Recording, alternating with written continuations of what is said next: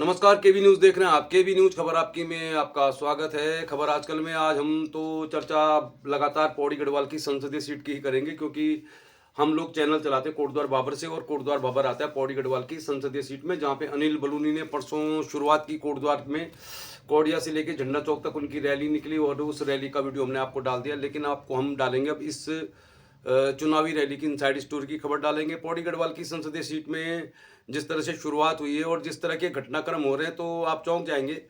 बहुत सारी ऐसी चीज़ें हैं जिनको कोई भी राजनीति का जानकार बहुत आसानी से समझ जाएगा, चाहे वो राजेंद्र भंडारी का बीजेपी ज्वाइन करने का मसला हो, चाहे गणेश गोदियाल को मिल रहे इनकम टैक्स के नोटिस हों, इस पर भी हम बात करेंगे। लेकिन एक बहुत बड़ी खबर आई है।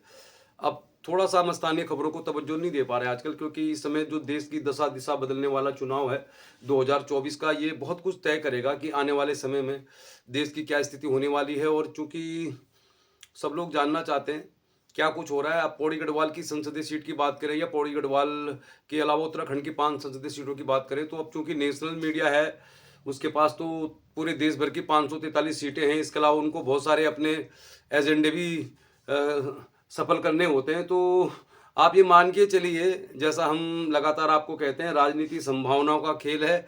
और आज के दौर में सोशल मीडिया सबसे बड़ा प्लेटफॉर्म है। और अगर कोई भी नेता, चाहे अनिल बलूनी कितने भी बड़े नेता हों, राष्ट्रीय स्तर के प्रवक्ता रहे हों, लेकिन उनकी खबर, उनको भी अगर अपनी खबर देखनी होगी तो उनको भी सोशल मीडिया में ही देखनी होगी, क्योंकि नेशनल मीडिया में पौड़ी गढ़वाल की संसदीय सीट का चुनाव प्रचार कोई भी नहीं दिखाएगा।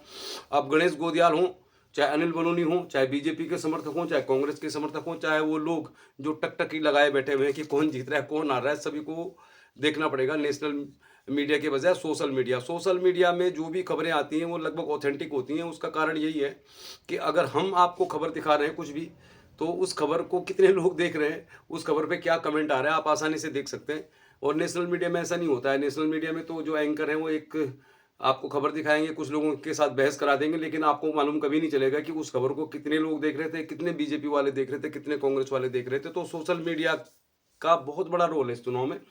और जैसा हम आपको लगातार कहते रहते हैं कि भाई 2019 से 2024 के बीच करोड़ों लोगों ने फ़ोन ले लिए हैं। फ़ोन आपके पास है तो फ़ोन में आपको सारी खबर मिल जाएगी। अगर आप एक बार फेसबुक में क्लिक करेंगे अनिल बलूनी, तो अनिल बलूनी का पूरा फेसबुक पेज आपको मिल जाएगा। आप क्लिक करेंगे गणेश गोदियाल, तो गणेश गोदियाल का पूरा आपको जो उनकी चुनावी सभा चल रही है, अब उसमें आपको ये भी मालूम चल जाएगा कि इस सभा को कितने लोग देख रहे हैं, कितने लोगों ने किस तरह के कमेंट किए हैं। तो भाई अब बिल्कुल मामला खुला हुआ है। और अलग बात है कि स्टेट बैंक जो है, भारतीय स्टेट बैंक, वो तो कुछ देने को तैयार नहीं है सही सही जानकारी जो एक क्लिक पे मिल सकती है। और सुप्रीम कोर्ट का डंडा चल रहा है। मतलब सुप्रीम कोर्ट एक तरफ जो विपक्ष के नेता हैं राजनीति ही में, उनके लिए सबसे बड़ी समस्या बना हुआ है ईडी। और बहुत सारे लोग चर्चा कर रहे हैं कि राजेंद्र भंडारी अगर बीजेपी में गए हैं तो हो सकता है कि ऐसा कुछ मामला रहा हो। और ईडी के सामने सबसे बड़ी समस्या है सुप्रीम कोर्ट। मतलब ऐसा आरोप विपक्ष लगा रहा है कि ईडी का दुरुपयोग हो रहा है। तो सरकार के पास ईडी का डंडा है, और ये डंडा जिसके सर पे चलता है तो चुपचाप पार्टी बदल देता है। ऐसी खबरें चलती रहती हैं। लेकिन इससे जो बड़ा डंडा है वो सुप्रीम कोर्ट का है। वरना आप सोचिए, जो स्टेट बैंक ने अब जाके लिस्ट जारी की, तो कभी किसी को मालूम भी नहीं चलता कि कितना चंदा पार्टियों को मिल रहा है। और अगर ये सुप्रीम कोर्ट की कार्रवाई नहीं होती तो कितना मल्टीप्लाई हो जाता। मतलब आप ये मान के चलिए कि हजारों करोड़ रुपए ले रही हैं पार्टियां, और अगर सुप्रीम कोर्ट इसमें कार्रवाई नहीं करता तो आप मान के चलिए कि लाखों करोड़ तो पार्टियां लेती रहती। फिर किसकी सरकार बननी है, किसकी गिरानी है और किसको चंदा देना है, सब लोग तय करते रहते हैं। और इसीलिए आपके लिए जागरूक रहना बहुत ज़रूरी है। उत्तराखंड के लिहाज से ये चुनाव बहुत अहम है और इस चुनाव में घमासान होना बिल्कुल निश्चित है। मतलब ये मान के चलिए आप, चाहे बीजेपी के नेता कुछ भी कहते रहे कि 400 पार, कोटद्वार की रैली में तो एक जो नेता थे बीजेपी के, वो कह रहे थे कि हम कोटद्वार में बीजेपी को 60,000 की लीड दिलाएंगे। अब आप लगाइए 70,000 के आसपास तो यहाँ वोट पड़ेंगे, और 60,000 ही अगर बीजेपी को पड़ जाएंगी, मतलब 60,000 की लीड का मतलब आप समझिए कि फिर तो कांग्रेस को यहाँ पे एक भी वोट नहीं पड़ेगा। तो इस तरह के हवाई दावों से ही बीजेपी की रणनीति में मुश्किलें आ रही हैं। क्योंकि गणेश गोदियाल ने जो गोपेश्वर में सभा की, जो राजेंद्र भंडारी की विधानसभा क्षेत्र में आता है, तो इस सभा की जो वीडियोज हैं, इसके जो फुटेज हैं, उनको अगर आप देखेंगे तो फिर गणेश गोदियाल को इनकम टैक्स का नोटिस इसीलिए आ रहा है शायद संभवतः कि सारे प्रयास करने के बाद अनुकृति गुसाई हो, राजेंद्र भंडारी हो, मालचंद हो, सजवाण हो, बहुत सारे नेताओं को बीजेपी में शामिल करने के बाद भी गणेश गोदियाल के खिलाफ बीजेपी के पास बोलने के लिए कुछ नहीं है। पहाड़ों का रहवासी हो चाहे गढ़वाल का लाल गोदियाल हो, सोशल मीडिया में ट्रेंड कर रहा है, ये कह नहीं सकते क्योंकि चुनाव में बहुत लंबा समय है। 19 अप्रैल को चुनाव होना है, आज तो 20 ही मार्च है, तो कुल मिला के अभी तो बहुत समय शेष है। लेकिन जिस तरह की शुरुआत हो गई है, अनिल बलूनी की शुरुआत भी धमाकेदार हुई कोटद्वार में, लेकिन कोटद्वार में बीजेपी की जो रैली हुई तो उसके बारे में जैसा हमने आपको बता दिया कि लगभग वही लोग थे जो मालन पुल के उद्घाटन के समय मौजूद थे, ये वही लोग थे जो पुष्कर सिंह धामी की सभा में मौजूद थे, ये वही लोग थे कल परसों जो इस रैली में मौजूद थे। तो गणेश गोदियाल की रैली में कौन लोग आ रहे हैं और उनकी जो रैली है उसकी चर्चा सिर्फ हम नहीं कर रहे हैं। अगर आप आज तक जैसे चैनल का डिजिटल प्लेटफॉर्म देखेंगे जो कभी नहीं दिखाता इस तरह की खबर, तो उसमें भी ये खबर है, उसमें भी एक टाइटल है कि बीजेपी के उड़ जाएंगे होश गोपेश्वर में, जहाँ से राजेंद्र भंडारी को बीजेपी ने ले लिया अपने साथ, वहाँ पर भी गोदियाल को बहुत बड़ा समर्थन मिल रहा है। और जैसे हम लगातार आपको कह रहे हैं, चुनाव का परिणाम तो कुछ भी हो सकता है, राजनीति संभावनाओं का खेल है, चुनाव कोई भी जीत सकता है। वो तो 4 जून को मालूम चलेगा, लगभग 17 अप्रैल तक तस्वीर भी क्लियर हो जाएगी। लेकिन आप लोग भी जानना चाहते हैं, हम भी बताना चाहते हैं कि आज की तारीख में क्या स्थिति है। लेकिन पहले एक खबर डालते हैं, एक नज़र डालते हैं सुप्रीम कोर्ट की खबर पे। योग गुरु बाबा रामदेव, जिनकी आप योग की तरह तरह की मुद्राएं और उनके योग की बहुत सारी दवाइयाँ, जो कहते हैं हमने कोरोना को ठीक कर दिया, हमने मतलब इतने सारे ऊट पटांग दावे करते हैं वो। अब हम इसलिए आज कह पा रहे हैं कि सुप्रीम कोर्ट ने योग गुरु बाबा रामदेव और उनके जो साथी हैं बालकृष्ण, उनको कोर्ट में हाजिर होने का आदेश दे दिया है। तो एक तरफ ईडी का डंडा चल रहा है अपोजिशन में और दूसरी तरफ सुप्रीम कोर्ट का डंडा चल रहा है सरकार के समर्थकों पे भी। अब योग गुरु बाबा रामदेव को बहुत सारे नोटिस मिले कि जिस तरह से वो फर्जी तरीके से प्रचार कर रहे हैं अपनी दवाइयों का, अपने प्रोडक्ट का, तो वो गलत है। और उनके वकील ने चूंकि सुप्रीम कोर्ट में कोई जवाब नहीं दिया, तो अब सुप्रीम कोर्ट उनमें बिल्कुल सख्त हो गया है। ये खबर आपको मीडिया दिखा नहीं रहा होगा, लेकिन अब सुप्रीम कोर्ट ने आदेश दे दिया है योग गुरु बाबा रामदेव को। अब पता नहीं, अगर योग से सारी बीमारी ठीक हो जाती हैं जैसा बाबा रामदेव कहते हैं, तो फिर दवाई क्यों खिलाते हैं लोगों को? हम तो ये बात आज तक समझ भी नहीं पाए। और जब बालकृष्ण बीमार हुए तो फिर सरकारी हॉस्पिटल में क्यों गए, मतलब एलोपैथी का इलाज उन्होंने क्यों कराया? फिर भी लोग अगर इनको फॉलो कर रहे हैं, इनको मानते हैं, भक्त हैं इनके, तो फिर ये तो उन लोगों को सोचना पड़ेगा कि क्या उनकी स्थिति ठीक ठाक है। क्योंकि अब रामदेव की स्थिति ठीक ठाक नहीं है। सुप्रीम कोर्ट में जाके उनको अब खुद हाजिर होना होगा, पहले वकील के थ्रू हाजिर होना था। तो मतलब थोड़ा सा एक विपक्ष के लिए भी मतलब कुछ सुकून भरी खबरें आती रहती हैं। और जहाँ ईडी का डंडा चल रहा है तो हर कोई छोड़ के जा रहा है। तो अब बात करते हैं पौड़ी गढ़वाल संसदीय सीट में क्या कुछ चल रहा है। तो निश्चित तौर पर सोशल मीडिया में जो वीडियोज हैं आप भी देख सकते हैं। आप अनिल बलूनी का फेसबुक पेज अगर खोलेंगे तो उसमें आपको सब कुछ दिखाई देगा। अब अनिल बलूनी ने कोटद्वार से पौड़ी तक का सफर एक ही दिन में तय कर लिया। आप लगाइए, जिस बात को गणेश गोदियाल बार बार कह रहे हैं कि पौड़ी गढ़वाल की संसदीय सीट में बहुत सारे ग्रामीण इलाके हैं जहां पर पैदल जाना पड़ेगा, बहुत सारा भ्रमण करना पड़ेगा, और उस बात की ही पुष्टि अब हो रही है। कल अनिल बलूनी 9:30 बजे कोटद्वार में थे, 10 बजे दुगड्डा में थे, फिर वो पता नहीं 11 बजे लैंसडाउन पहुंचे, गुमखाल पहुंचे, सतपुली पहुंचे, बहुत जगह पहुंचे। मतलब पूरा पौड़ी गढ़वाल उन्होंने 5 घंटे में ही निपटा दिया। तो कहाँ गए होंगे, क्या क्या हुआ होगा, उनकी भी मतलब वीडियोज आ रहे हैं। मतलब गुमखाल में उनका स्वागत हुआ, लैंसडाउन में स्वागत हुआ, दुगड्डे में स्वागत हुआ, बहुत जगह में उनका स्वागत हुआ अनिल बलूनी का।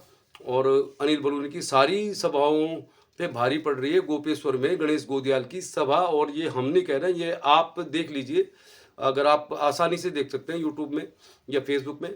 तो भाई हम तो यही कह रहे हैं कि अभी बहुत कुछ होना तय है। और चुनाव में बीजेपी 400 पार का जो नारा लेकर जा रही है, तो बहुत सारे लोगों को मालूम भी नहीं होगा कि देश की 543 सीटों में से 126 सीटें तो साउथ में ही हैं, जहाँ पे मतलब स्थिति बीजेपी की ना के बराबर है। इसके अलावा पश्चिमी बंगाल, पंजाब, नॉर्थ ईस्ट और बहुत जगह बीजेपी को बहुत मतलब तगड़ा मुकाबला है, जहाँ पर वो 50% से ज़्यादा सीट जीतने की स्थिति में नहीं है। तो अब ये जो लोगों को समझाया जा रहा है, ये उत्तराखंड की पौड़ी गढ़वाल की संसदीय सीट के हिसाब से देखें तो लग नहीं रहा कि यहाँ पे बीजेपी आश्वस्त है कि 400 पार के नारे के साथ ही वो पौड़ी गढ़वाल की सीट जीत लेगी। क्योंकि पौड़ी का लाल गणेश गोदियाल इस तरह के नारे लग रहे हैं, उनकी सभाओं में भी भारी भीड़ हो रही है। जिस तरह के वो इमोशनल वीडियोज और फुटेज लोग देख पा रहे हैं, तो आज के दौर में आप कह सकते हैं कि अभी जो चुनाव की शुरुआत हुई है, तो मुद्दा वही है, अंकिता भंडारी केस, अग्निवीर, मूल निवास, भू कानून, इतने सारे मुद्दे हैं कि लोगों को जवाब देना बीजेपी के लिए भारी पड़ रहा है। और ये जो चुप्पी बहुत लंबे समय से बीजेपी के नेताओं ने साध रखी है, अब ये चुप्पी का असर चुनाव में दिख रहा है, क्योंकि बीजेपी एक ही मुद्दे को लेकर जा रही कि मोदी की गारंटी है और 400 पार। तो लोगों को ये एकदम से मतलब लोग इसे रिलेट नहीं कर रहे हैं। और बीजेपी के कार्यकर्ता तो निश्चित तौर पर इस नारे को सुन के बहुत खुश हो रहे हैं, लेकिन क्या वाकई ऐसा है? इसके लिए आप किसी और चैनल को भी देखिए, बहुत सारे चैनल को देखिए आप सोशल मीडिया के, क्योंकि अब आप कहाँ देखेंगे फिर? नेशनल मीडिया, आज तक, एबीपी न्यूज़, जो भी चैनल होते हैं उनमें तो कोटद्वार और पौड़ी गढ़वाल की संसदीय सीट की खबर आएगी नहीं। और सही खबर आपने देखनी है तो फिर सोशल मीडिया में ही आएगी। किसी भी यूट्यूब चैनल में आप जाइए, फेसबुक में जाइए, तो आपको मालूम चल जाएगा कि किस जगह किसके प्रचार में कितने लोग जुट रहे हैं, क्या चल रहा है और कितना विश्वास लोग कर रहे हैं। लेकिन आप ये मान के चलिए कि बीजेपी 400 पार का नारा लगा के चुनाव में उतरी है, तो उनके पास पूरी टीम है, बहुत अच्छी टीम है बीजेपी की। उनका चुनाव प्रचार करने का तरीका भी अलग होता है, लेकिन विपक्ष भी ये जानता है कि ये चुनाव उनके लिए आखिरी भी हो सकता है। और निश्चित तौर पर यही वजह है कि ऐसी खबरें आ रही कि टिहरी में बॉबी पंवार की स्थिति को देखकर ऐसी खबरें आ रही हैं, मतलब इसकी मैं पुष्टि नहीं कर सकता, लेकिन ऐसी खबरें आ रही कि उनके नाम पे भी विचार कर सकती है कांग्रेस पार्टी। हरिद्वार में जो स्थिति है उसको लेकर ये कहा जा रहा है कि पहले हरक सिंह रावत के नाम पे लगभग तैयार हो रही थी कांग्रेस। जैसी उनकी पुत्रवधू शामिल हुई बीजेपी में, तो फिर उनका नाम ऑटोमेटिक ही मतलब हट गया। अब उनकी क्या मजबूरी है ये तो कह नहीं सकते। हरीश रावत ये चाहते हैं कि उनके बेटे को टिकट मिले। करण मारा ने साफ तौर पे कह दिया है कि अगर हरीश रावत के लड़के को ही टिकट देना है तो मैं चुनाव लड़ने को तैयार हूँ। उमेश शर्मा के नाम पर भी बात चल रही है। तो मतलब आप लगा लीजिए कि विपक्ष किसी भी कीमत पे इस चुनाव में आर या पार की लड़ाई लड़ना चाहता है। और जिस तरह की नारेबाजी बीजेपी करती आई है मोदी जी की गारंटी के नाम पे, 400 पार के नाम पे, तो इसी से काम बीजेपी का चलने वाला नहीं है। गोदियाल को मिल गया है इनकम टैक्स का नोटिस। जो भी खबरें हैं आपको हम दिखाते रहेंगे, लेकिन चुनाव में आप लोग अपनी अच्छी भूमिका निभाएं। चुनाव एक महोत्सव है और हमारा चूँकि शुरू से यही रहता है कि भाई उत्तराखंड बनने के बाद उत्तराखंड की जो जनभावना है, उत्तराखंड की जो मूल आवश्यकताएं हैं, मूल ज़रूरतें हैं, उनको लेकर ही लोगों को मतदान के प्रति जागरूक रहना चाहिए। बाकी चुनाव वोटिंग एक उत्सव है, इसको उत्सव की तरह एंजॉय कीजिए और अपना वोट देने के लिए आपके पास बहुत समय है, पूरा 1 महीना है। तो जैसा आपको ठीक लगे, वो तो आपका एक लोकतांत्रिक अधिकार है। होली तो अभी काफ़ी दूर है, लेकिन होली का जो त्यौहार होता है उसकी शुरुआत हो गई। तो चलिए फिर आपको एक क्लिप दिखाएंगे हम। कोटद्वार बाबर के दुर्गापुरी में होली के कुछ कलाकार पहुंचे, मतलब रामलीला मंचन जो हमने अपने चैनल में आपको अक्सर दिखाया था। तो उस रामलीला मंचन में जो एक जोकर का रोल निभाते प्रदीप अपनी टीम के साथ पहुंचे। होली की एडवांस में आपको ढेर सारी शुभकामनाएं। देखते रहिए और खबर बिंदास दिखाएंगे आपको हम। तो हम आपको ये कहना चाह रहे हैं कि अभी तो पार्टी शुरू हुई है, मतलब अभी तो चुनाव प्रचार शुरू हुआ है।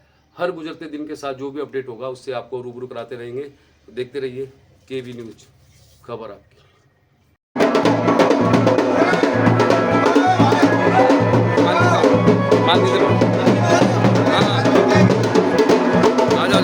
हाँ, मिलेंगे बाबू बाबू बाबू बाबू।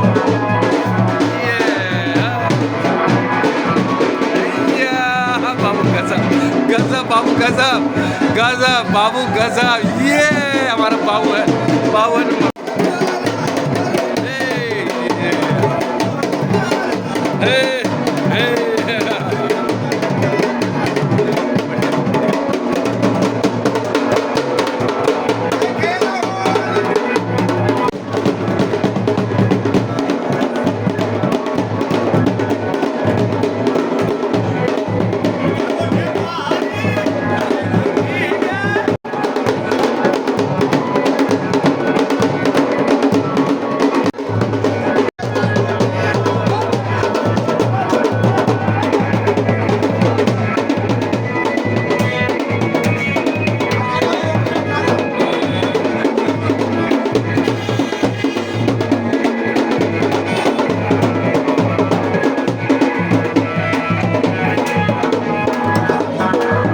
देखते रहिए केवी न्यूज, खबर आपकी।